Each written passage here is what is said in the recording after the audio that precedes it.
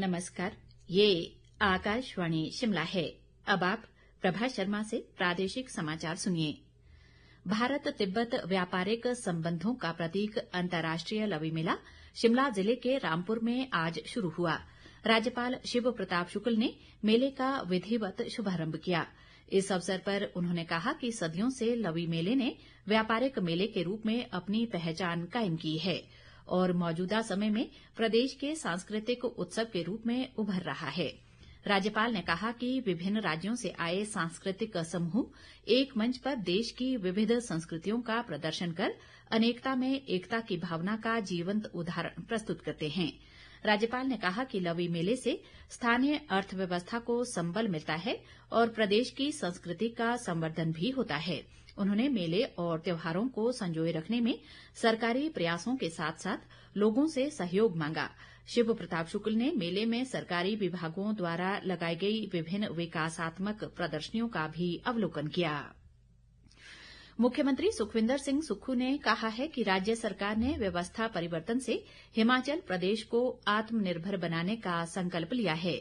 वे आज सिरमौर जिले के पच्छाद विधानसभा क्षेत्र में भूरेश्वर महादेव मंदिर में मेले के शुभारंभ अवसर पर बोल रहे थे। इस दौरान मुख्यमंत्री ने मंदिर परिसर में भगवान शिव की नई प्रतिमा का अनावरण और वाटिका भूरेश्वर व क्वागधार हेलीपैड का लोकार्पण भी किया। सुखविंदर सिंह सुक्खू ने कहा कि ग्रामीण अर्थव्यवस्था को सुदृढ़ करने के लिए कई सार्थक कदम उठाए जा रहे हैं। उन्होंने कहा कि भूरेश्वर महादेव क्षेत्र को इको टूरिज्म की दृष्टि से विकसित किया जाएगा। मुख्यमंत्री ने कहा कि मौजूदा राज्य सरकार ने 6,000 अध्यापकों के पद स्वीकृत किए हैं और 3,000 अध्यापकों को बैच वाइज नियुक्ति प्रदान कर दी गई है, जबकि 3,000 पदों की भर्ती प्रक्रिया जारी है।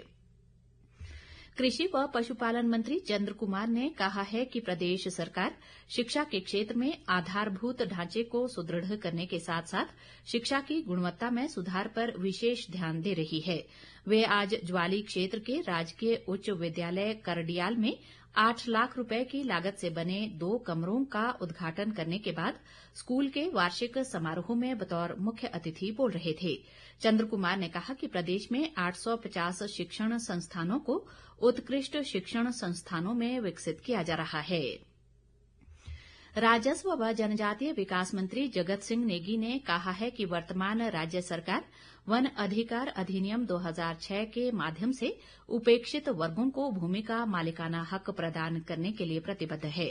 किन्नौर जिला के निचार विकासखंड के रूनंग गांव के लिए संपर्क सड़क और विकासखंड कल्पा की किल्बा पंचायत में बनने वाले सामुदायिक केंद्र पंचायत घर के शिलान्यास के बाद जनसभा को संबोधित करते हुए उन्होंने ये बात कही।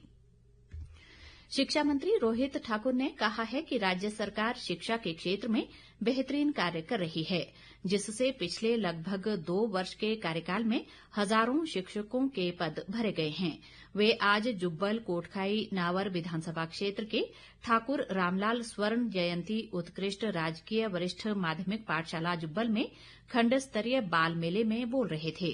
शिक्षा मंत्री ने कहा कि वर्तमान सरकार ने स्कूलों को गोद लेने की एक योजना शुरू की है, जिसके तहत मंत्री, विधायक, अधिकारी और समाज का कोई भी व्यक्ति किसी एक विद्यालय को गोद लेंगे।